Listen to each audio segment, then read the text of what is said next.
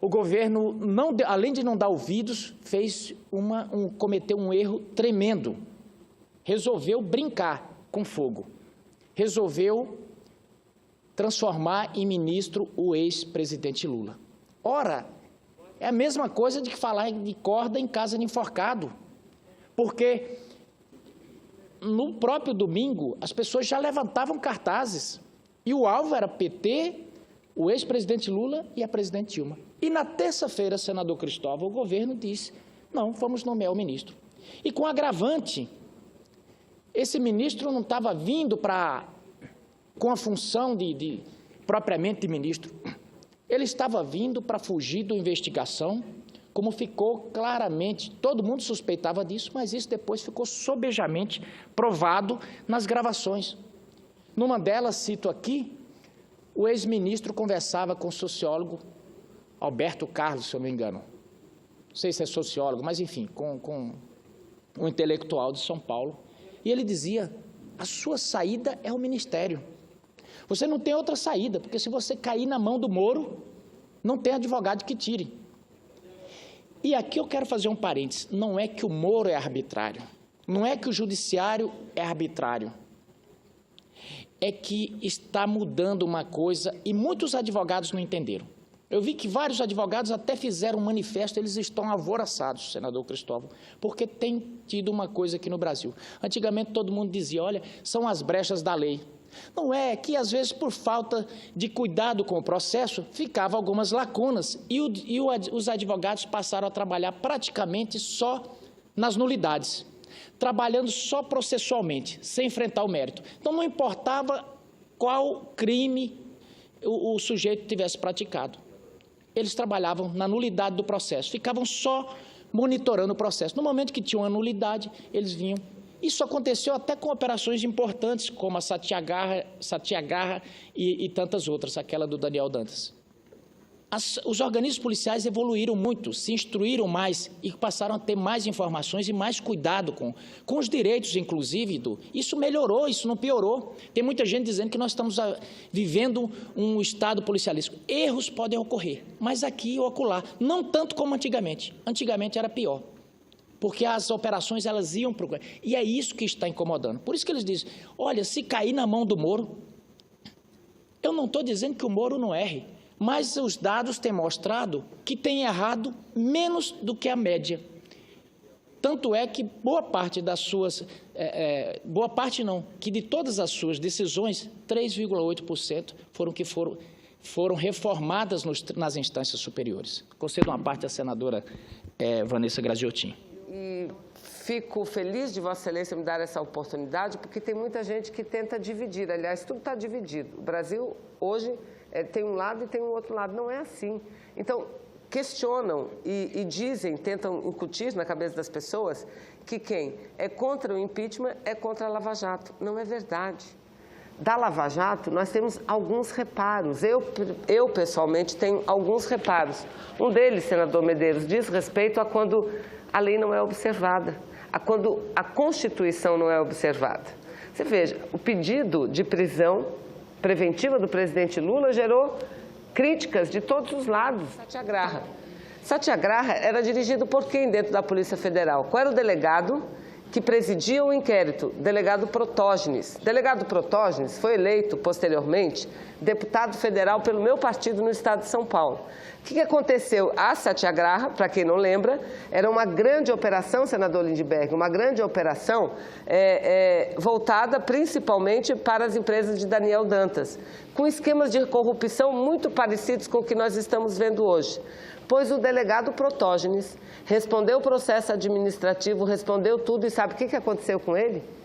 Ele perdeu o emprego, ele perdeu o mandato. Por quê? Porque vazou informações. Porque vazou informações. Vazou. Essa é uma das maiores injustiças que eu já vi na minha vida, porque vazou informações. Então é bom a gente ficar relembrando essas coisas que aconteceram não na década passada, mas agora. Ontem, antes de ontem, que está muito vivo ainda nas nossas memórias. Mas no mais, senador Medeiros, eu acho que é isso. A gente vive um momento muito conturbado e por isso mesmo, quando o momento ele é muito delicado, a violência está crescente na rua, eu me preocupo muito com isso, é que a gente tem que ter muita cautela, muita paciência e muito diálogo. Eu vejo que muitos falam em diálogo, mas não querem diálogo. Que querem, repito, é sair da crise, e sair da crise parece que é uma coisa de uma varinha mágica, tirar a presidente do poder e acabou-se.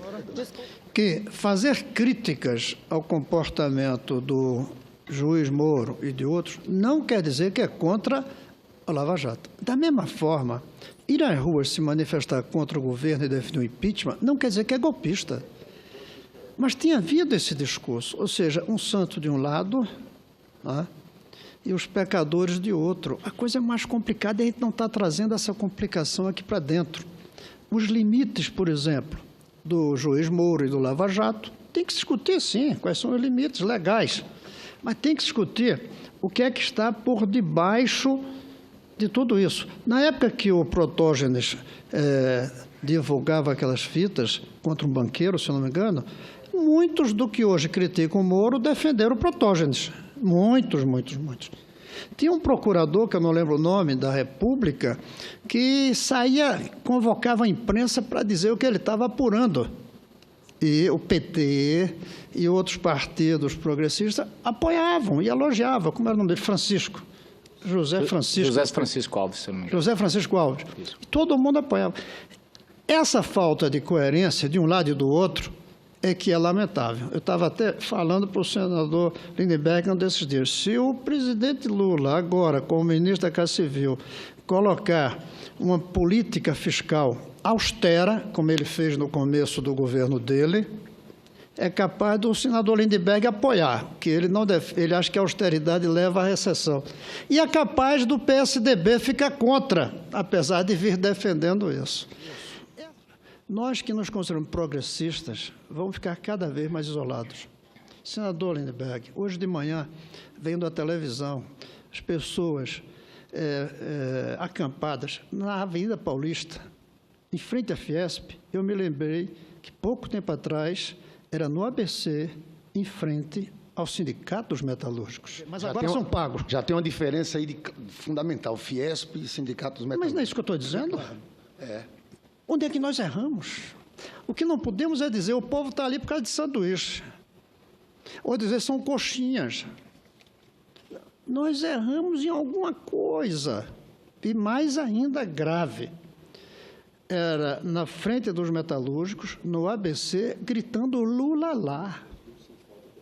Agora, em frente à Fiesp, na Avenida Paulista, gritando Lula preso. Lula lá. Dito de outra maneira, nós perdemos tanto a legitimidade que o debate aqui todo é em cima da legalidade. Quando a gente diz, e não está errado, mas é limitado, quando a gente diz, o juiz Moro não poderia ter solto aquelas gravações, a gente está discutindo a legalidade. Mas o povo está com a legitimidade querendo saber o que acontece. Nós não estamos sabendo casar os dois. Nós estamos do lado da legalidade, e é correto, mas não basta. A esquerda tem que estar ao lado da legalidade que existe e da legalidade, da legitimidade que o povo quer. Certo? Lembre-se, senador Lindbergh, que a ideia de defender legalidade sempre foi dos conservadores. Os conservadores que defendem a legalidade, nós defendíamos a legitimidade. Quando vem a ideia das cotas, quantos disseram é ilegal, porque o direito não é igual. Temos que ter direito igual, é vestibular. Nós defendemos as cotas, quebrando naquele momento a legalidade, porque era legítimo abrir vagas para para mudar a cor da cara da elite brasileira. O que é que a gente fez? A gente mudou a lei, como ela é. Mudamos a lei para não sermos ilegais. Esse é o desafio dessa casa. Não ser ilegal e ficar legítimo. Não ser ilegal e ficar legítimo. Pode ser ilegal vazar gravações. Vamos supor que seja. Mas não é legítimo esconder o que está ali dentro. Viu o problema? Mas eu vi Vossa Excelência falando do cientista político Alberto Carlos Almeida, que falava, presidente Lula, o senhor virar ministro é a única saída em relação ao Moro. E Vossa Excelência citou isso, só que Vossa Excelência não leu a transcrição até o final. Porque nessa transcrição, no debate com Alberto Carlos Almeida, o Lula disse: não, eu não quero assumir por causa da questão do foro. Não vou virar ministro por isso. Nessa conversa que Vossa Excelência falou, está Lula dizendo isso. Eu pergunto a Vossa Excelência: Vossa Excelência não acha o STF isento? Independente?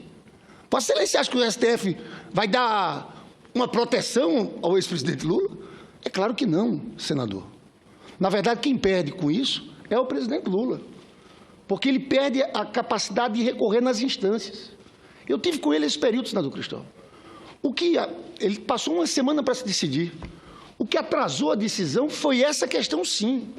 Ele virou ministro por uma questão que ele entendeu um apelo da presidenta Dilma, por de fato reconhecermos que é uma crise política seríssima que nós vivemos, e ele dá um fôlego ao governo, porque ele tem capacidade de articulação maior, com lideranças aqui do PMDB, do PR, de vários outros partidos. Nós vamos aplaudir? Ah, Moro, Moro, Moro, porque a opinião pública está fazendo isso? Vocês, se não tiverem uma posição clara, isso vai ficar registrado na história dos senhores.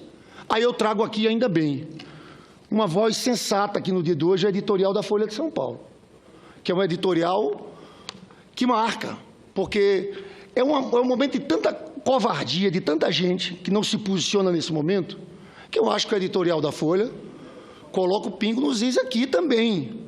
É um editorial, eu acho, histórico da Folha de São Paulo. Que ele começa o seguinte, é muito importante, por isso que eu vou ler aqui e devolvo a Vossa Excelência. Quem ouviu as conversas de Lula pôde perceber que muitas delas eram absolutamente irrelevantes para qualquer acusação criminal. Porque eu me preocupo muito o que vão dizer de mim daqui a 30 anos. Até aqui ninguém vai dizer que eu apoiei fatos ilegais, mas eu quero que fique que eu lutei pela legitimidade de nós acabarmos com a corrupção nesse país. E eu temo que o senhor fique com a imagem positiva da legalidade, mas passe a ideia de que foi tolerante com a corrupção. Eu temo isso, que não é justo para o senhor. Mas ficar só do lado da legalidade, quando o povo quer a legitimidade de limpar a corrupção, e houve, e tem havido, e destruíram a Petrobras, e a Eletrobras está em dificuldade, e o BNDES está sob suspeição. A luta por isso tem que ser feita com força, e daqui a 30 anos vão cobrar quem entrou ou não nessa luta. Uma coisa eu sei que vão dizer de nós, até hoje, pode ser que a gente consiga mudar na próxima semana.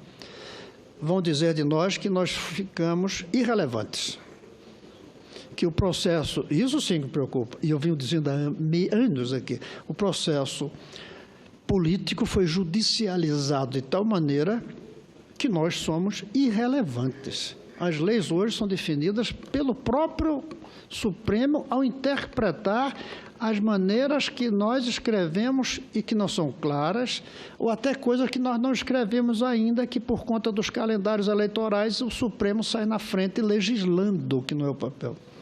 Isso vão dizer de nós, e isso me preocupa também. Aquele Congresso era irrelevante. O povo ficou na rua falando umas coisas e nós aqui dentro falando outras. E sem fazer as leis conforme elas devem ser para dar atendimento à legitimidade que vem da voz do povo. Vou falar. Eu acho que tem que se investigar a todos. O que a gente está cobrando aqui também há muito tempo é um certo grau de seletividade nessas investigações. É como se elas fossem dirigidas ao PT. A gente estava cobrando. Tem vários nomes da oposição que foram citados 1, 2, 3 vezes e eles não faziam nada. Não abriam inquérito. Então, esse é o primeiro ponto. Segundo, uma coisa tem que ficar registrado na história. E Vossa Excelência, que conhece essa história recente, viveu de todos os fatos recentes, sabe disso. Olha, senador Cristóvão, antes do governo do presidente Lula, para ser sério, não existia investigação nesse país. Eu tenho falado isso aqui, as pessoas... Sabe quantas operações da Polícia Federal houve em 8 anos do governo Fernando Henrique Cardoso? Verdade. E se no processo de impeachment se tiver comprovação, provas de que a presidente Dilma cometeu crime, o senhor vota contra impeachment? Não, se tiver prova, só que hoje não tem. Ah, não, mas não houve ainda o impeachment. O impeachment não está aqui. Não, o pedido está feito. Não, o pedido.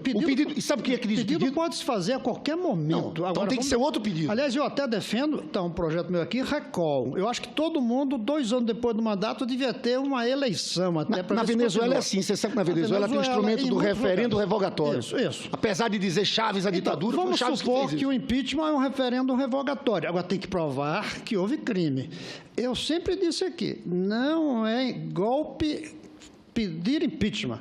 Golpe é dar impeachment sem prova de acordo com a Constituição. O PT pedia impeachment até do Vicente Concordo Mateus. com O PT pediu de todo mundo. Concordo com... Tinha direito de pedir. Tasso Genro fez um artigo na Folha pedindo o impeachment do Fernando Henrique. Tinha direito disso. Agora, não pode fazer impeachment. Então, o que eu vou querer que fique com o meu nome na história, na hora que chegue aqui, se chegar, que pode ser que não passe na Câmara. Se chegar aqui o impeachment, eu vou votar se tiver provas, conforme a Constituição pede, e quero que meu nome fique como votando pelo impeachment. Se não tiver prova, só pela incompetência da presidente, que eu há anos digo aqui que é grande, eu vou lamentar muito e votarei contra o impeachment. Porque o Brasil vai aguentar, claro, o Brasil vai aguentar mais anos terríveis, mas não feriu a lei. Demorei muito, o senhor foi logo no começo que apoiou o impeachment do Collor, eu demorei muito a entrar naquilo, muito, porque eu sentia, como professor, o lado pedagógico de tirar um presidente no meio é ruim para a formação democrática de um povo. O povo precisa saber, ao votar, vai ter que aguentar 4 anos, mesmo ruim. Vote bem, pense bem. Agora, cometeu crime, não. Aí não tem jeito. Então, eu creio que 30 anos atrás o senhor pensou bem, talvez claro. Não pela juventude, como ficaria na história. E acho que não ficou mal na história por ter pintado a cara de verde e amarelo e ter ido para a rua liderando os jovens. Não ficou mal. Você veja que ali no Collor, a discussão do crime de responsabilidade prevê atos objetivos do presidente. No caso do Collor, teve... As pessoas pensam, o Fiat e Elba, não. O que se pegaram foram contas de empresas fantasmas administradas por PC Farias. Dessas empresas fantasmas tinha depósito na esposa do Collor, na mãe, pagamentos de despesa pessoal, reforma do jardim da casa da Dinda. Era isso. É isso que e quanto a presidenta Dilma? Vamos ver. Todo mundo pode dizer, está fazendo um péssimo governo. Tudo bem, tem várias opiniões sobre isso. Mas ela é uma mulher honrada nisso aí. Cadê o dinheiro na conta? Que, se ele deixar de ser senador, com certeza já está garantido como um advogado para fazer sustentação oral, porque é muito competente. Porque ele faz... O senador Lindbergh, após o discurso dele, ele faz parecer o seguinte. Primeiro, o Brasil passou a existir depois do governo do PT. Segundo, o presidente Lula, o ex-presidente Lula, nada cometeu e nada errou. E ele faz parecer que quase convence. Tem que ser louvado a capacidade do senador Lindbergh. Mas vamos lá. É sobre a legalidade. E quando o PT, competentemente, coloca o senador Lindbergh aqui para fazer, faz com muita inteligência. Porque o senador Lindbergh, ele se prende às filigranas e os detalhes legais que faz parecer, de repente, que toda essa operação está ilegal. E eu digo o seguinte, veja bem, a lei do sigilo, ela não é uma lei em si mesma, existe uma coisa acima dela que norteia tudo. Existe, aliás, acima de todo o arcabouço jurídico nacional, existe um negócio chamado, existe um guarda-chuva chamado Constituição. E qualquer coisa que esteja fora desse guarda-chuva está se molhando.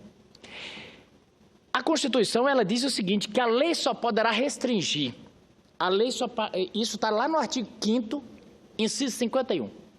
A lei só poderá restringir a publicidade dos atos processuais se ela ferir a intimidade ou o interesse social, ou se o interesse social exigirem. Na verdade, o que o interesse social exige, nesse caso, é a publicidade, porque não tinha nada da intimidade do ex-presidente Lula, ou muito menos do da presidente ali naquele caso.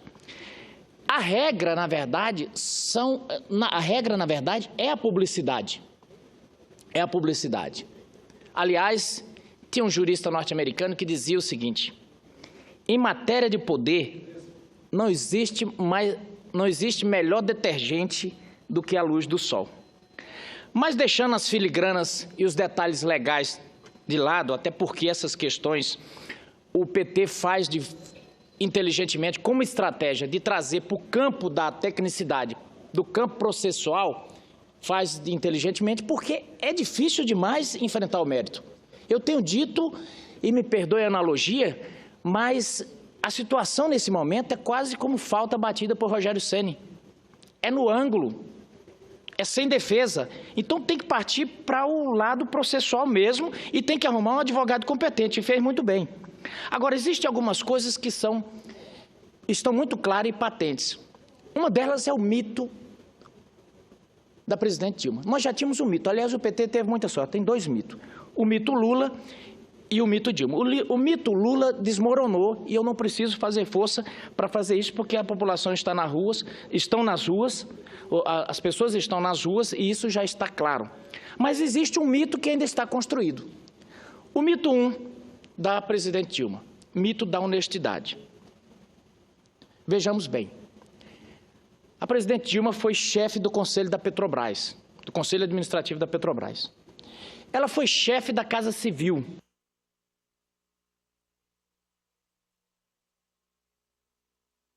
Ela é presidente da República. E aí vamos lá. Como chefe do Conselho da Petrobras, nós tivemos Passadinha, nós tivemos toda essa coisa que aconteceu na Petrobras, a presidente Dilma estava lá. Ou a presidente Dilma é extremamente incompetente, ou ela sabia de tudo. Então, aí é o seguinte, ou ela não tinha capacidade gerencial, porque era outro mito. A mãe do PAC foi eleita numa das coisas porque era extremamente uma gerentona. E, nesse caso, ou ela sabia, ou ela foi incompetente. Então, cai por terra o mito da capacidade gerencial. Aí fica em dúvida, ou o mito da honestidade, ou da capacidade gerencial. Agora, nas delações, por exemplo, do senador Delcídio, a presidente Dilma comete o que eles chamam de cegueira voluntária. Diz que, ao falar sobre alguns montantes, sobre o João Santana, falou, não, isso é problema do Lula. E é o que o então senador Delcídio disse, presidente, é a sua campanha. Então, assim, porque eu não vi, eu não sou culpado. Não. Estão confundindo CPF com CNPJ.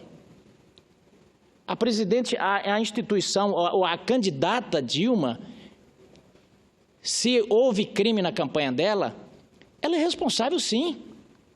Eu não peguei um centavo, eu não pus um centavo no bolso, até acho que não. Mas você tem a responsabilidade objetiva. Isso aí é que nem aquela história do avião Legacy que bateu no avião da Gol. Que culpa tinha a empresa Gol daquele avião ter atropelado? Mas ela tem que indenizar todos os passageiros. Sabe por quê? Porque tem um negócio chamado responsabilidade objetiva. Eu sou o candidato, é minha campanha. Aconteceu um crime dentro da campanha, eu sou o responsável, não tem como. O senhor é dono de uma empresa, um funcionário seu atropela uma pessoa e mata, responsabilidade objetiva, o senhor vai ter que indenizar aquilo, é a sua empresa, o senhor tem essa responsabilidade. O que o CPF seu tem nisso? Nenhuma, mas você como empresário é responsável por aquilo. Então são mitos que foram construídos que de repente diz, olha, a presidente Dilma é uma mulher honesta e ela deve ficar no governo porque não tem nada contra ela. Não, nós estamos falando de governo, não se pode confundir uma coisa com a outra. Vossa Excelência, senador Cristóvão, e não é confete, quantas vezes subiu aqui dizendo, olha, nós precisamos de um rumo, nós precisamos de uma saída. E aí, como se avolumou esses montes, essa avalanche de denúncias, essa avalanche de fatos que atropelam cada momento, eu imagino quão difícil é para o senador Lindbergh, para a senadora Vanessa, para a senadora Gleice, eu digo para a zaga do governo aqui, ter que defender isso aqui tudo.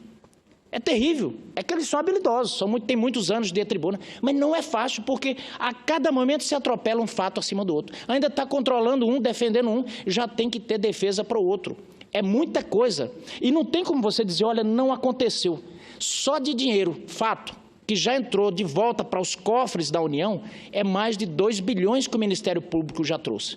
Então é por isso que eu digo, nós temos que ter, obviamente que o PT tem toda a legitimidade para fazer a defesa. Agora, nós temos que, do outro lado, a oposição fazer o contraponto. Protegendo o Judiciário. 2, protegendo o Ministério Público. 3, protegendo a Polícia Federal. E eu digo isso porque o atual ministro, que acaba de entrar no Ministério da Justiça, foi por demais infeliz. Mas de uma infelicidade que eu creio que ele não vai bater de novo esse recorde. Ele atacou a Polícia Federal no seu discurso de posse. De formas transversas, ele deixou claro o desprezo por essa instituição. E aí eu remeto, vamos falar um pouquinho da Polícia Federal, senador Lindbergh. Vossa Excelência, com a habilidade que tem, disse que foi só após o governo do PT que a Polícia Federal começou a investigar e que o Ministério Público falou. Eu fiz agora há pouco um retrospecto histórico disso e eu digo uma coisa. 1994, Itamar Franco, ele colocou mais de 5.000 policiais federais aqui nesse país. 4.000 e poucos só da Polícia Rodoviária Federal, mais outros concursos da Polícia Federal. Acontece que isso tem uma maturação, senador Cristóvão. Você não pega um professor universitário e ele entra e no outro dia ele apresenta uma pesquisa que vai ganhar o prêmio Nobel. Não acontece isso. Ele vai maturando, ele começa a fazer a pesquisa, ele começa a conversar com outros, ele se ambienta na comunidade acadêmica e aí ele começa a produzir cientificamente. Tem um período de maturação. Até que uma instituição, alguém que entra no concurso, passe a dar a tônica na sua corporação, demora. E eu faço um marco legal. Eu digo que quem fez, na verdade, uma revolução no Ministério Público, na Polícia Federal, se chama Itamar Franco. Essa Polícia Federal ela tem que ser protegida. E, infelizmente, o ministro entrou e fez pior do que o ministro José Eduardo Cardoso. Porque o ministro José Eduardo Cardoso, eu diria, o Tomás Bastos ele era um advogado do Lula, mas ele tinha postura de ministro da Justiça. Pelo menos na frente das câmaras, ele tinha uma fleuma. Ele preservava as instituições. O ministro José Eduardo Cardoso, menos um pouco, deu umas deslizadas. Logo de cara, recebeu os advogados das empresas da Lava Jato. Estava fazendo daquilo ali um puxadinho para combinar a estratégia. Foi pego, ele mudou a estratégia, mas manteve uma fleuma. Agora, o ministro não que entrou ontem, ele já entrou esculhambando tudo. E pena que a presidente Dilma está indo na mesma linha. Ela está começando a entrar para fazer uma defesa. Eu acho que a defesa tem que deixar nas mãos hábeis dos advogados. Vamos deixar cada coisa no seu fórum, porque processo se discute no fórum adequado. Processo se discute nos autos. Mas eu vejo que está começando a se demonizar muito. No afã de combater o Moro, e o Moro não estou defendendo que não tem um compromisso com o erro. Se o Moro errou, tem as instâncias para coibir seus erros. Agora, nós temos que preservar as instituições. O Judiciário é uma delas. E ontem eu vi o Judiciário muito, mas muito revoltado. Porque eu vi alguns senadores dizer que o presidente Lula fala daquele jeito, ele xingou daquela forma, porque ele é um homem do povo e ele se comunica com o povo. Não, o povo não se comunica desse jeito, senador Cristóvão. Eu sou um homem que vim da roça, e lá em casa, quando alguém falava um palavrão, ganhava a palmatória.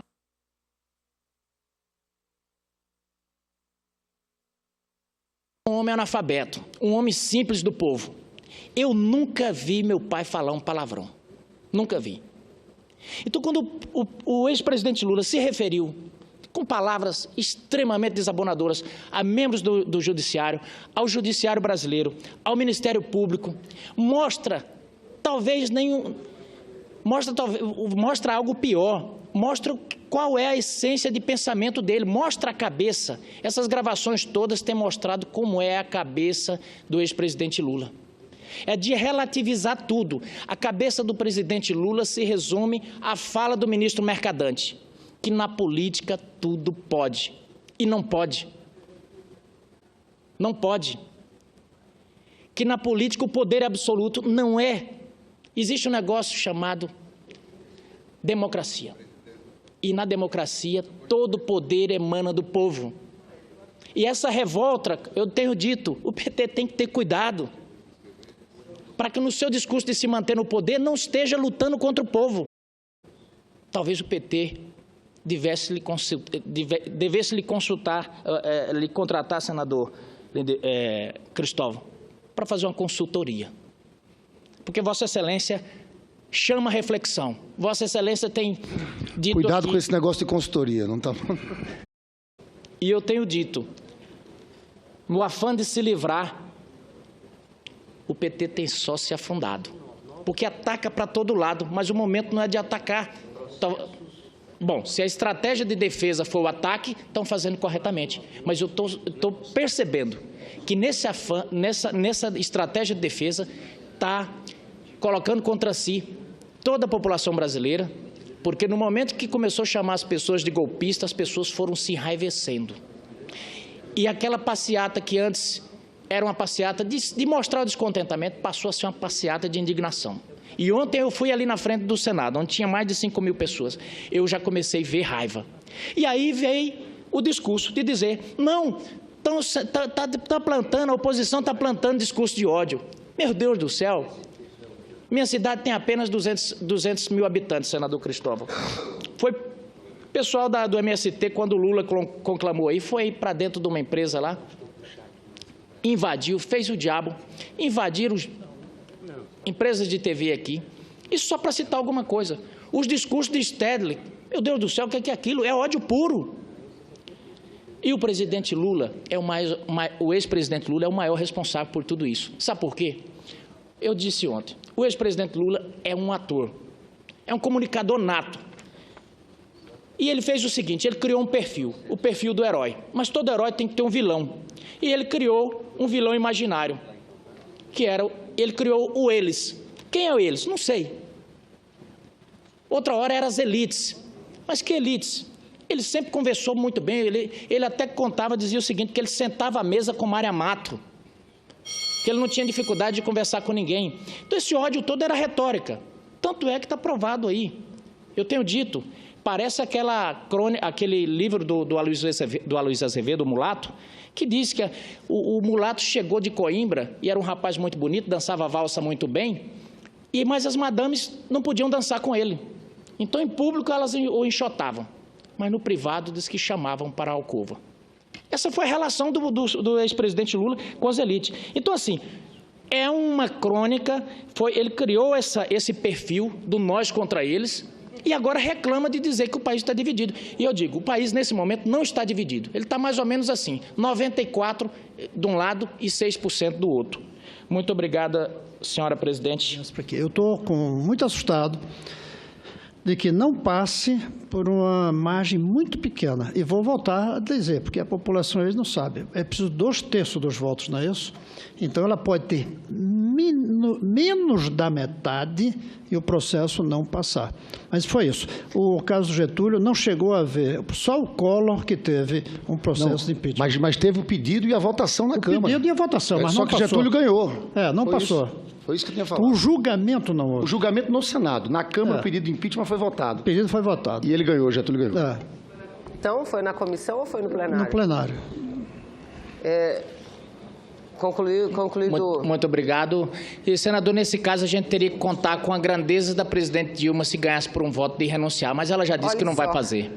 Olha só. E eu temo que, mesmo sendo 173 votos a favor dela e 350, vamos dizer, contra, eu temo que o PT escolha uma imensa festa nesse país e dizer, agora somos os donos. Tirem o impeachment da pauta. Agora nós somos os donos do poder. Eu temo isso, pela arrogância repetida, sistemática, apesar de todos os indicadores de que as coisas não iam bem. Nós, brasileiros, errou o PT. Nós, o governo de 13 anos já, 13% de um século, 10% da República foi o governo Dilma Lula. Nós somos também os que são oposição, porque ou por omissão ficaram quietos, ou por incompetência não impedimos, também somos culpados. Onde é que nós erramos? Onde é que nós erramos? E aí eu ponho aqueles que pensam progressistamente, que se consideram de esquerda, independente da sigla, porque esse negócio de esquerda hoje não tem a ver com sigla, não. Onde é que nós erramos? Que o centro das manifestações do povo, E é povo. Não venham dizer que porque tem uma cor e não a outra, porque usa uma roupa e não a outra, não é povo. E que o povo, Sandro Cássio, se mudou do ABC para a Avenida Paulista. Da frente do Sindicato dos Metalúrgicos para a frente da Fiesp. De gritar Lula lá no poder para Lula lá preso. Onde é que nós erramos? Não vamos discutir se tem erro aí do juiz Moro ou não. Que eu acho que se tiver, é pequenininho. Onde é que nós erramos que perdemos o contato com as ruas? É porque nós perdemos a sintonia com a legitimidade do que o povo quer. Primeiro momento, a meu ver, da perda, senador Lindenberg, é quando o partido do PT chega ao poder e que devia chegar junto com o PSDB, porque era o Partido Social Democrata, e não chegou porque os dois são de São Paulo, basicamente, e puseram os aspectos eleitorais na frente do político, e puseram São Paulo na frente do Brasil, os dois. Onde é que o PT errou quando chegou ao governo? Porque perdeu o vigor transformador. O PT preferiu medidas boas, generosas, mas paliativas. Volto a insistir, boas, generosas, mas paliativas. Ficamos, por exemplo, com as cotas. Eu fui dos pioneiros na defesa de cotas. Em que diziam, e estava na propaganda da Dilma, colocamos o filho de um pedreiro na escola. Positivo, mas paliativo. Transformação era dizer, nós fizemos as mudanças na educação e agora os filhos de todos os pedreiros disputam vestibular em condições de igualdade com os filhos dos patrões. Aí era transformação. Ou seja, não se abriu uma brecha na porta para se entrar. Se deu igualdade de condições na disputa para entrar. Essa é a transformação. Paliativo. Aumentou o programa Bolsa Escola, criado no Brasil pelo Fernando Henrique Cardoso, a partir da minha experiência aqui como governador. Mas a transformação, senadora Vanessa, não era aumentar a Bolsa Escola, que é uma coisa positiva e generosa. Veja que eu não estou chamando de populista, estou chamando de generosa. Mas a transformação era dizer, agora, nenhum brasileiro precisa mais de bolsa. Todos são capazes, com a produtividade que têm, do salário necessário para uma boa sobrevivência com dignidade. Nós, me incluí agora, porque eu ajudei o governo a chegar lá. Fui ministro no primeiro ano.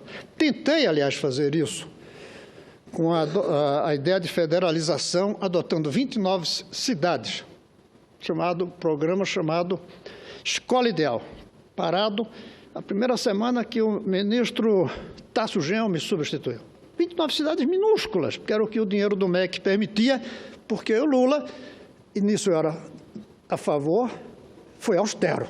Não deu dinheiro para fazer mais. Mas eu estou de acordo com ele, que se a inflação voltasse, quebrava tudo. Que fizéssemos devagar, mas com estabilidade monetária. E para falar mais em vigor transformador, não fizemos as reformas que impedissem a corrupção. Porque uma coisa é você ser honesto e dizer, no meu governo não tem ladrão. A outra é ser transformador e dizer, a partir de agora eu criei regras tais que mesmo que um ladrão assuma, ele não consegue roubar. Isso é transformação, isso é revolução. Não fizemos as reformas que esse Brasil precisa. Aí foi o primeiro erro. O segundo erro é ter caído nas malhas da mesmice na política. Passou-se a fazer política da mesma maneira, com arranjos espúrios, com alianças promíscuas, com financiamento de campanha indecente. Caiu-se na mesmice. Aí foi o segundo erro. Esse foi o segundo erro que levou as pessoas a saírem do ABC para a Avenida Paulista, do Sindicato dos Metalúrgicos para a Fiesp, do Lula salvador da pátria para o Lula vestido de prisioneiro. Mesmice. O terceiro foi a arrogância, nós contra os outros. A história do Brasil começou em 2003, e não em 1500. Um erro isso. Não reconhecer o passado nas suas qualidades e achar que toda coisa boa começou agora. E não reconhecer o passado nos seus erros, maldades, perversões desse país e tentar corrigi-las. Esses foram 3 erros. O quarto, e não vou colocar nenhum mais, vou ficar no quarto, é não ouvir as ruas. Não ouve as ruas. E aí a gente pode dizer isso com a maior clareza, quando chama todos os manifestantes de golpistas. É não ouvir as ruas, é não olhar as ruas. Não faz sentido dizer uma coisa dessa. E terminou, como o senhor mesmo disse, insuflando mais ainda. Foi um erro chamar de golpistas todos os manifestantes. Tinha que dizer, olha, no meio de manifestantes de boa índole tem alguns golpistas. E tem mesmo, não vamos negar. E eu até digo mais, está crescendo a proporção de golpistas. Pela raiva, como o senhor disse, que viu aqui em frente ontem. Essa raiva está levando, sim, a transformar manifestação em golpe. Nisso eu me preocupo muito. Está crescendo, senador Lindbergh, o grupo que, como o senhor diz, tem raízes fascistas, como disse ontem. Está crescendo, mas ainda está longe de ser a maioria. A maioria ainda é gente que está descontente. E falta ainda um outro grupo antes dos fascistas, que são os desesperados. Tem os descontentes, tem os desesperados, que são aqueles descontentes que já não têm mais esperança, aqueles que descerão dos morros para a manifestação na Avenida Paulista ou em Copacabana. Isso ainda não houve. Ainda está um descontentamento, sobretudo de classe média, mesmo baixa. Mas quando aqueles que são desesperados, que não vêm alternativa mais, se juntarem, aí vai ficar difícil. Quando isso acontecer, e mais uma coisa que eu insisto aqui há anos, manifestação todo o governo aguenta, porque vai, pega o metrô, o ônibus e vai para casa. Agora, que nenhum governo aguenta é manifestação permanente. E vai acontecer. Aliás, está acontecendo ainda com um grupo pequeno, senador Lindbergh. Enquanto vai e volta para casa, nenhum governo é ameaçado. Agora, quando vai e fica, nenhum governo é sobrevivente. O presidente Lula. Pessoalmente, eu acho que não vai adiantar muito a nomeação do presidente Lula. Eu não acho que ele tem mais aquela força, aquele carisma, ou como se diz vulgarmente, aquele cacife de vir debater aqui. Eu ouvi senador dizer que não é distante do governo, que não gostará de aparecer na foto com o Lula, entre aspas. O que ele queria dizer é que não queira ficar nesse diálogo, preferia outro interlocutor. Eu não acho que foi um acerto do ponto de vista da prática política, mas pior ainda, pareceu, como hoje mesmo eu vi alguém dizendo, um tapa na cara. Porque o senador Medeiros falou hoje aqui, no domingo o povo dizia uma coisa, na terça-feira o presidente faz o que o povo não queria. O oposto, 180 graus de diferença. Esse é um equívoco muito grande não ouvir as ruas. E não viu. O resultado é que nós estamos numa situação em que o governo está isolado. Mas a esquerda também. As esquerdas estão isoladas. Aqueles que propunham alternativas de esquerda, e eu me incluo entre esses, nós vamos pagar um alto preço por esses 13 anos de governo. Ou por ter perdido o vigor transformador, ou por ter feito a mesmice na política, ou por ter mantido a arrogância, ou porque não viu as ruas, o governo, isso está contaminado todos aqueles que pensam em transformação, em austeridade. Não falo financeira, eu falo austeridade do Papa Francisco, ou austeridade do nosso ex-presidente do Uruguai. Todos vão ter dificuldade daqui para frente, porque perdeu-se legitimidade diante do povo. E, finalmente, e aí eu passo para a parte,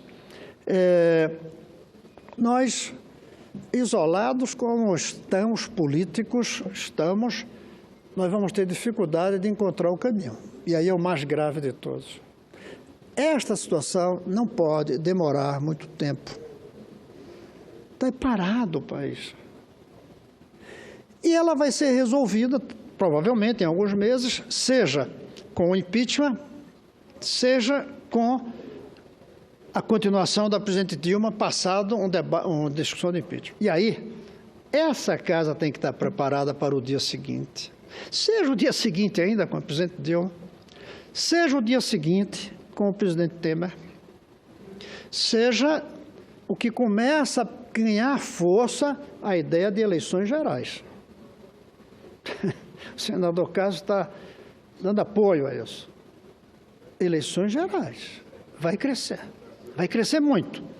O problema é que essa aspiração legítima do povo de eleição geral tem que casar com a legalidade do Congresso convocar eleição geral. E aí passa por reforma constitucional.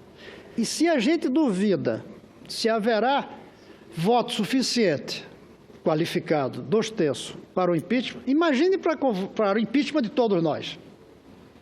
Porque a eleição geral é o impeachment de todos. Então, imagine nós todos votando pelo impeachment de todos nós. Eu quero dizer aqui que eu votarei. Eu também, senador Cristiano. Eu votarei. Eu vi que o senador Cássio fez assim quando eu falei. Eu votarei por eleição geral. Mas não acredito que isso passe.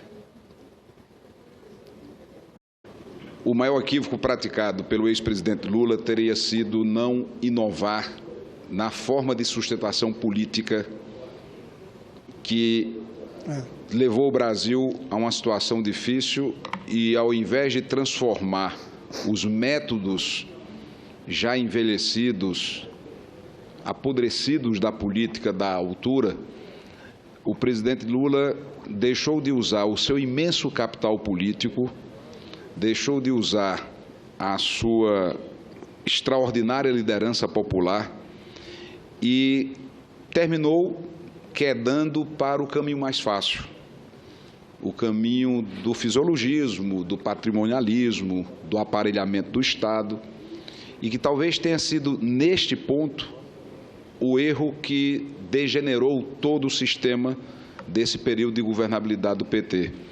Porque o que está sendo revelado na Lava Jato, e foi descoberto e já punido no Mensalão, nada mais é do que a expressão mais nua, mais crua dessa forma de operar a política.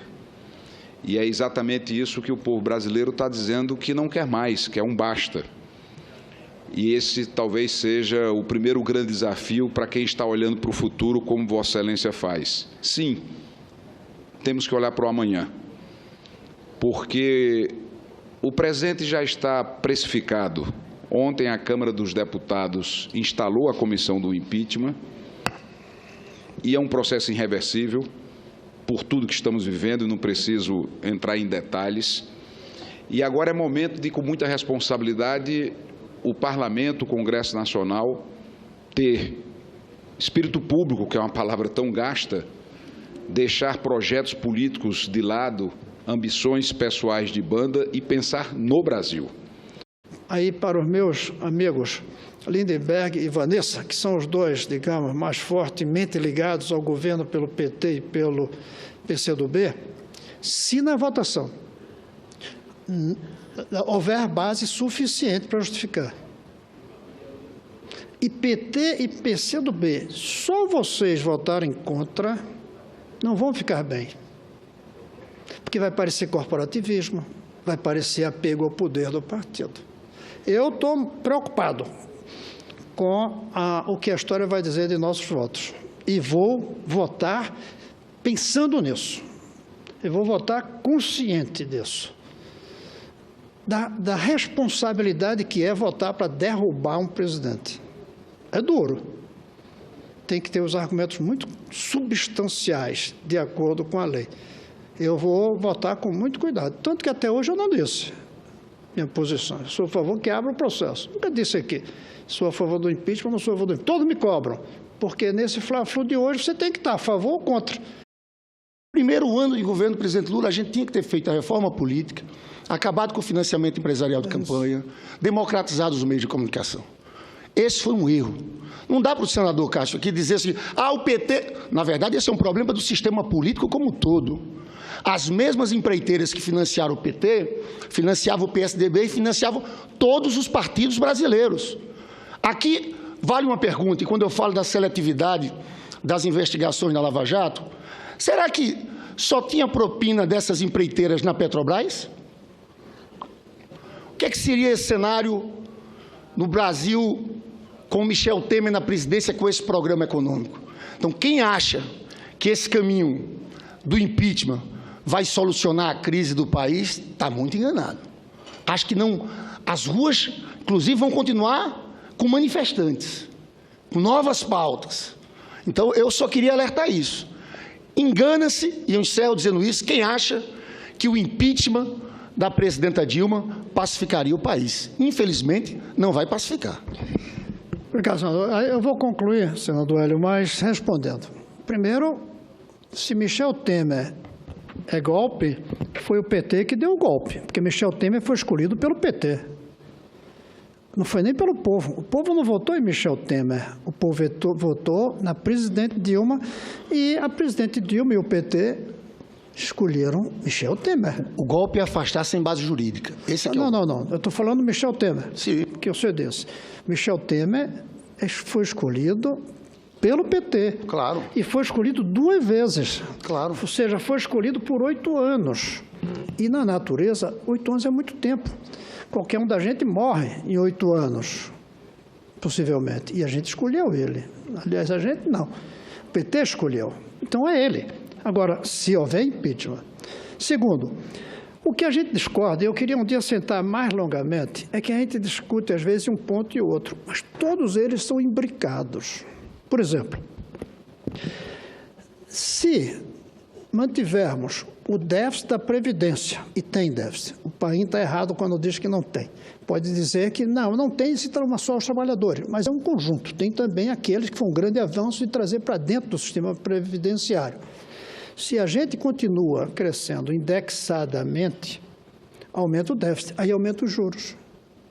Não tem como baixar os juros se a gente não resolver a questão da Previdência e outros gastos. É o conjunto que eu quero analisar. Desvinculação. Longe de mim querer desvincular o dinheiro que a Constituição obriga aí para a educação, saúde. Mas o certo mesmo, no médio e longo prazo, é fazermos orçamento que tenha tudo o que é preciso para a educação. No outro ano já pode ser menos. Nós não só vinculamos, a amordação não, nós criamos uma camisa de força no orçamento. É impossível fazer mudança sem mudar o orçamento. E o orçamento hoje ele está tão amarrado que já não se consegue mudar. O que eu acho que a gente vai ter que caminhar um dia é para orçamentos plurianuais, durante os quais vai se investir o que for preciso em educação, em segurança, em saúde. Aí vai ser preciso deixar de lado uma porção de gastos hoje do Estado, que a esquerda, tradicionalmente, estatizante, defende colocar. Tem que deixar isso para o setor privado. E, aliás, a Dilma deu avanços nisso com as PPPs. E tem orçamentos de médio prazo. Passado esse tempo, é capaz de não precisar esse dinheiro de 18%, por exemplo, que o prefeito precisa colocar na educação. E talvez hoje seja mais de 18% que precise. Então, e finalmente, a CLT. Não é questão de rasgar a CLT, mas adaptar a CLT ao tempo da robótica, ao tempo da internet, é preciso, sim, ao tempo da globalização. A CLT foi feita no tempo em que a economia era fechada. A gente podia fazer uma lei ignorando o mundo, não pode mais. A nossa CLT, sem ser submissa ao resto do mundo, mas tem que levar em conta. É uma das coisas que está inviabilizando a Europa hoje, é porque cada uma tem sua, entre aspas, CLT. Cada uma tem sua previdência, mas não tem mais fronteira entre eles. Hoje, as fronteiras ainda tem entre o Brasil e o resto do mundo, felizmente, mas são mais tênues do que eram naquela época. E, finalmente, eu quero dizer, e tem a ver um pouco com a senadora Vanessa, eu não falei, muitas das coisas que a gente gostaria de fazer e que não conseguiu fazer nesses anos, é porque não tinha força aqui. Mas se nos primeiros 100 dias Lula chegasse aqui com um conjunto de reformas, muito provavelmente passariam. Ou seriam ajustadas um pouco, não exatamente como ele queria, na força maior, como todos os presidentes em geral que querem mudar fazem, no começo, aproveitando a lua de mel, o diálogo, todos baixariam, não totalmente a cabeça, mas se adaptariam. Nós perdemos aquela chance. E aí, por que perdemos? E, mais uma vez, a grande coisa desse debate de hoje foi a história que o Lindbergh trouxe. Nós demos mais importância à política do que à história. O Jango perdeu na política, ficou na história. O Lula, com a habilidade, a genialidade dele, a meu ver, preferiu vencer na política e deixou de lado o que ficaria na história, mesmo que perdesse na política. Não de ter golpe e ser derrubado, mas de não ter sido o presidente que queria. Ele cedeu muito à política de imediato, não fez o enfrentamento que a história exige para os heróis. Bem, mas esse debate vai continuar ainda há muito tempo. O debate sobre impeachment é um debate que eu lamento que durante o meu período aqui vai ter que ter. O ideal era um país tão tranquilo que não houvesse isso. Tão consolidada a democracia que ninguém discutisse isso. Mas ainda bem que vamos discutir, porque nas condições atuais em que o povo está na rua falando isso, não discutirmos seria ficarmos para trás. Senhor presidente, era isso. Agradecendo muito. Senador Cristóvão. Acabei de ler a carta, que na realidade não é uma nota, é uma carta aberta escrita pelo presidente Lula. E eu peço, presidente Wellington, Vossa Excelência, que passa a dirigir os trabalhos a partir de agora, que essa carta seja inserida nos anais. Acho que é uma carta muito serena e profunda ao mesmo tempo. Serena, curta, mas muito profunda, presidente. Eu não vou ler na sua integralidade, mas apenas algumas partes. O presidente Lula, e obviamente ele escreveu essa carta, senador Hélio José, por conta de que ontem houveram várias reações em relação a uma fala do presidente que ele se refere ao Poder Judiciário, se refere ao Parlamento e tudo mais. Agora, é bom deixar claro, isso foi uma opinião, não há nenhum crime, não há nenhuma ilegalidade. Então, nós aqui, ninguém tem posição contra quem está nas ruas promovendo seu legítimo direito de protestar, mas desde que faça esse protesto sem ser utilizado como massa de manobra de alguns setores que querem apostar no quanto pior, melhor. Acho que todos nós aqui estamos empenhados em achar uma solução. E peguei aqui uma matéria escrita pelo professor do Departamento de Filosofia da USP, da Universidade de São Paulo, Vladimir Saflat, não sei se é assim se fala o nome dele. Ele faz um belo artigo e no final ele diz o seguinte, vamos lá, prestar bem atenção, porque eu concordo, é aquilo que eu e o senador Capiberibe falamos durante a semana inteira. Eu, sinceramente, espero que esse golpe não aconteça, que o impeachment não seja aprovado, porque não há bases jurídicas para isso, mas quero registrar meu posicionamento aqui para a história. Só que antes, senhor presidente, de começar meu discurso, eu quero fazer também, para registrar para a história, como fez a senadora Vanessa, a leitura direta da carta aberta do ex-presidente Luiz Inácio Lula da Silva. Diz o presidente Lula, creio nas instituições democráticas, na relação independente e harmônica. Excelência, que as pessoas têm que parar, a imprensa, outras pessoas, de pôr a nossa boca o que a gente não colocou e nem disse. De colocar que fulano é isso ou aquilo, ou que apoia isso ou aquilo, sem ter a posição do fulano A sobre a situação. Vossa Excelência, eu vi ali que falava indignado, que alguns falam que você é contra ou a favor disso ou daquilo, que você não tinha pronunciado.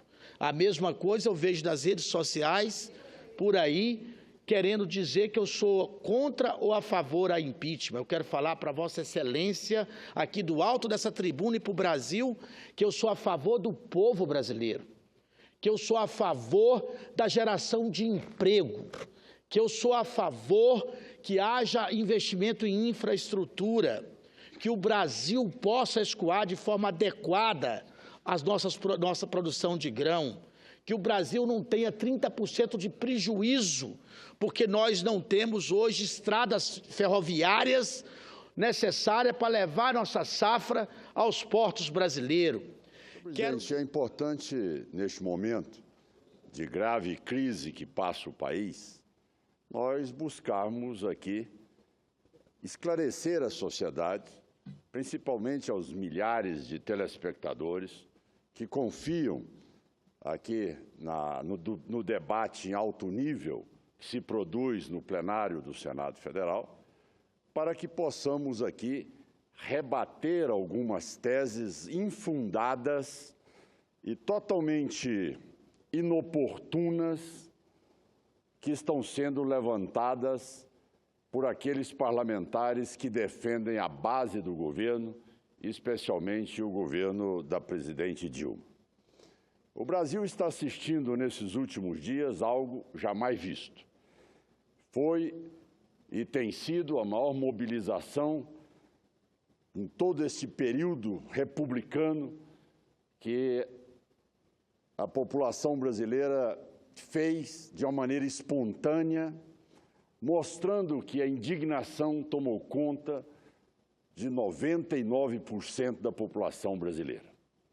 Mas o que nós vemos também é a utilização, principalmente aqui na tribuna do Senado, de uma tese que ela é insustentável, frágil e totalmente antidemocrática, que é a tese que vem sendo levantada pelos senadores e senadoras do PT e do PCdoB. Presidente, quando o maqueteiro João Santana foi preso, a presidente ficou totalmente sem uma linha sequer de raciocínio e o PT totalmente desorganizado, porque ele era a cabeça pensante do PT. Com isso, eles resolveram, então, aderir ao pensador de Hitler, a Goebbels, onde uma mentira repetida milhares de vezes se transforma em verdade. Essa é a tese que está sendo usada por todos eles. Mas o mais grave é o que nós estamos assistindo com a ida da presidente da República à cidade de Feira de Santana, onde foi entregar algumas casas do programa Minha Casa e Minha Vida. Chega lá, ela se dirige a todo o povo, dizendo que não admite a politização da justiça brasileira. Ora, é importante que a senhora presidente da República saiba discernir as coisas, ou se ela não tem conhecimento, é má fé as colocações que estão sendo feitas.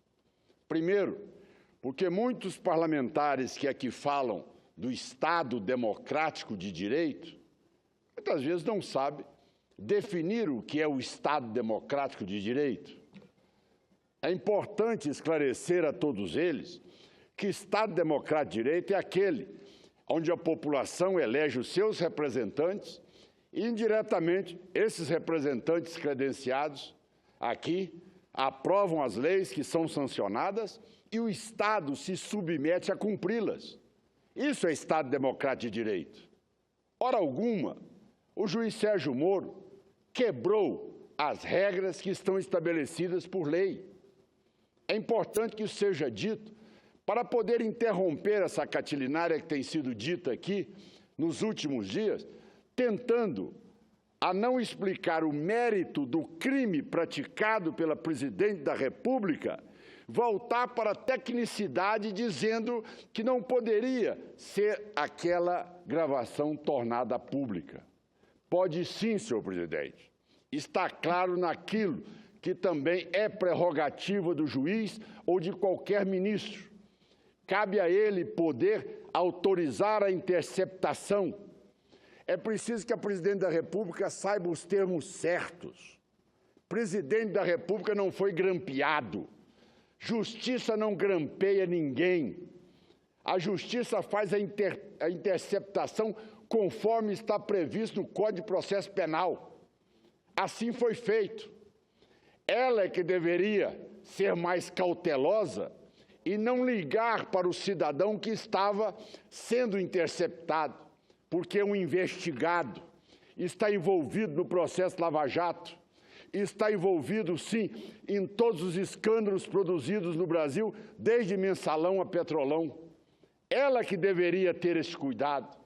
Ela não foi ali, de maneira nenhuma, cautelosa e muito menos cumprindo as suas condições de presidente da República em poder tentar buscar um salvo-conduto ao ex-presidente Lula em querer repassar a ele um termo de posse.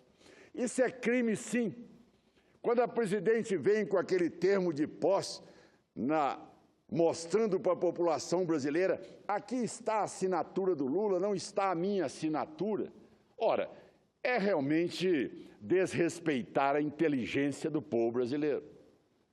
Para que serve um termo de posse? O termo de posse naquelas condições, como elas estão muito bem narradas, presidente. Aqui, nessa fala do ministro Jacques Wagner, com o presidente do PT, o Rui, depois que realmente o promotor de São Paulo pediu a preventiva do Lula. E o Rui, ansioso, diz: oi, Jacques, o louco do Concerino pediu a preventiva do Lula. Aí ele diz: alguma iniciativa vocês precisam tomar. Isto aqui o presidente do PT. Por quê? Está na mão de uma juíza da 4ª vara que não sabe quando toma a decisão, mas pode tomar decisão hoje. Aí ele insiste, porque eles podem, e a juíza pode despachar isso agora. Tem os advogados, está lá, entre a TAMO, chamando também os deputados. O Jacques Wagner responde ok. E aí vem o Rui, e o presidente repete: a outra coisa é o seguinte, se nomear ele hoje, o que acontece? Ora, fica claro, se nomear ele hoje, o que acontece? Do que se trata a conversa? A conversa está tratando exatamente da prisão preventiva pedida pelo Ministério Público. O presidente do PT liga ao ministro da Casa Civil e diz: se nomear ele ministro hoje, o que acontece? Depois dizer que aquele termo de posse ali é porque a esposa do ex-presidente poderia ou estaria doente ou acometida por um problema de saúde. Ora, não tem essa necessidade, adia-se o dia da posse. O termo de posse diz que o cidadão só pode tomar posse na sua presença, ou seja, na presença do cidadão que será empossado ministro e da presidente da República. É um termo que é dado na presença dos dois. Ficou claro, evidente, que isto aí não passava de um salvo-conduto para pudesse interromper a Justiça Federal do Paraná a poder avançar naquilo que eles estavam avançando em cima de provas do ex-presidente Luiz Inácio Lula da Silva. Senhor presidente, a presidente vem novamente nesse discurso dela, dizendo que, e repito, a politização da justiça. Onde está a politização da justiça? O juiz Sérgio Moro, ele autorizou a interceptação. É prerrogativa dele suspender a interceptação. E, neste momento, quando ele afasta o sigilo. Isso, hora alguma, é crime ou desrespeito às prerrogativas do fórum de qualquer cidadão que tem foro diferenciado como deputados, senadores e a presidente da República. Quantas vezes deputados federais e senadores da República não tiveram aí as suas ligações tornadas públicas? O foro da presidente é diferente do nosso? Não é, não. É idêntico. Então, interessante é que ontem o ministro Toffoli fez o quê? O ministro Toffoli afastou também o sigilo do processo que corre no Tribunal Superior Eleitoral para a cassação da presidente Dilma. Está lá. Hoje, qualquer cidadão pode dar entrada no TSE e vai ter o acesso a todas as delações feitas, a todas as provas ali que foram apresentadas. No entanto, não existe nenhuma crítica ao presidente, ao ministro Toffoli. O que o juiz Sérgio Moro fez foi exatamente isso. Ou seja, manteve a sua prerrogativa de fazer a interceptação, de cancelar a interceptação e de quebrar e de, sem dúvida nenhuma, afastar o sigilo, que é prerrogativa do juiz. Não está ferindo em nada. A presidente da República precisa entender que ela não foi grampeada. Quem foi grampeado foi um cidadão que estava sendo investigado, que é o senhor Lula. Por que eles não vêm aqui explicar o mérito daquilo que está acontecendo? Isso é que é fundamental. Por que não vem discutir aqui toda a montagem que está sendo feita para blindar o ex-presidente Lula? Então, senhor presidente, vem a presidente da República, mais uma vez, dizer que, em discurso em Feira de Santana, mandem grampear o presidente dos Estados Unidos e vão ver o que acontece. É deprimente nós, brasileiros, assistirmos uma presidente do nosso país fazer esse tipo de colocação. Ninguém está grampeando, repito, presidente da República. E sim, seria prerrogativa do Supremo Tribunal Federal. Quem está grampeado, quem está interceptado, quem está exatamente sendo ouvido pela justiça é o ex-presidente Lula.